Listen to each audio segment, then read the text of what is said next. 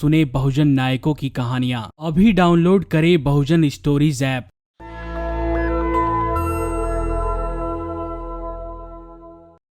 Patreon और अन्य माध्यमों से नेशनल दस्तक का सहयोग करने वाले सभी दर्शकों का बहुत बहुत शुक्रिया। आपके सहयोग से ही बहुजन मीडिया को नई ऊंचाई मिल रही है और मनोबल और अधिक बढ़ रहा है। आशा है आगे भी आप हमें ऐसे ही सपोर्ट करते रहेंगे। धन्यवाद।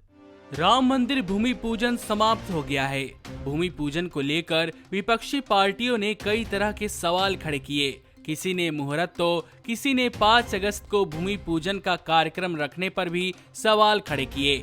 वहीं अब कांग्रेस नेता शशि थरूर ने भी बीजेपी पर निशाना साधा है।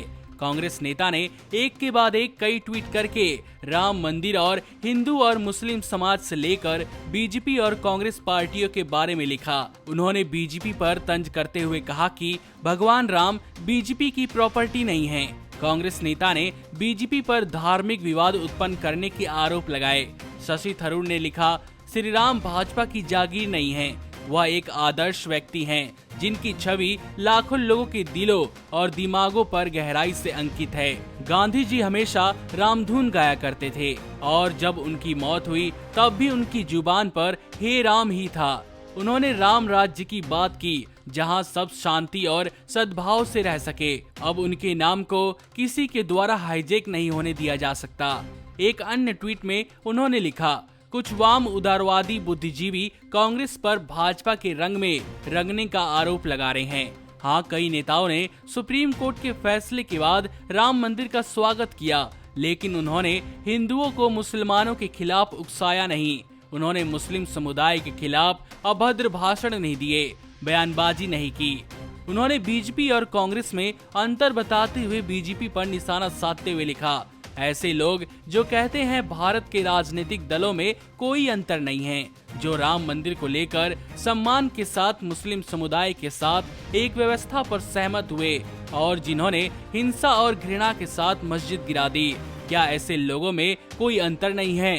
थरूर ने लिखा कि राम और सनातन धर्म की सार्वभौमिक अपील को वो लोग नियंत्रित नहीं कर सकते हैं जो या तो भजन गाते हैं या नारे लगाते हैं। भगवान राम पूरी मानवता के हैं। हिंदुत्व के लिए राम ईश्वर हैं, जिनकी पूजा की जाती है। वहीं गांधी जी के राम आदर्श गुणों को प्रदर्शित करते थे, जो हर व्यक्ति में होने चाहिए। आपको बता दें कि अन्य किसी पार्टियों द्वारा जब भी मंदिर या राम या किसी भगवान का नाम लिया जाता है तो बीजेपी अक्सर उन पर ढोंग करने के आरोप लगाती रहती है, मानो इन सब का कॉपीराइट बीजेपी के ही पास है। नमस्कार। नेशनल दस्तक अपनी आर्थिक जरूरतों को पूरा करने के लिए अपनी ऑडियंस पर निर्भर है। बहुजन समाज से संबंधित मुद्दों को उठाने के कारण यूट्यूब की तरफ से नेशनल दस्तक की कई वीडियो पर एड्स नहीं दी जाती, जिसके कारण हमें आर्थिक समस्याओं का सामना करना पड़ रहा है। आपका एक छोटा सा कदम बहुजन मीडिया को बचा सकता है। आपके सहयोग और सहायता के कारण ही हमने अभी तक यह मुकाम हासिल किया है। नेशनल दस्तक को आप पैट्रियन के जरिए सपोर्ट कर सकते हैं। इसके साथ ही आप अन्य माध्यमों जैसे यूपीआई, गूगल पे, डेबिट कार्ड, वॉलेट, फोन पे आदि से भी हमारी मदद कर सकते हैं, जिसका लिंक वीडियो के नीचे डिस्क्रिप्शन में डाल दिया गया है। पैट्रियन पर आप हमें प्रतिमाह $2 यानी 140 रुपए प्रतिमाह से हमारे साथ जुड़ सकते हैं। दूसरे माध्यमों में राशि की कोई सीमा नहीं है। आपके सहयोग से ही बहुजन मीडिया को एक नई दिशा मिली है और इसे अभी एक नए मुकाम तक लेकर जाना बाकी है, जो आपके साथ के बिना संभव नहीं है।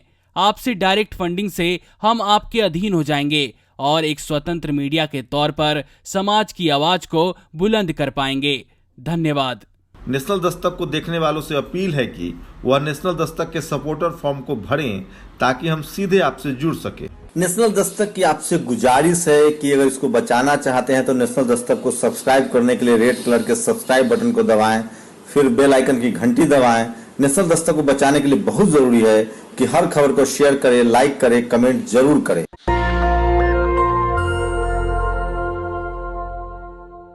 सुने बहुजन नायकों की कहानियां। अभी डाउनलोड करें बहुजन स्टोरीज ऐप।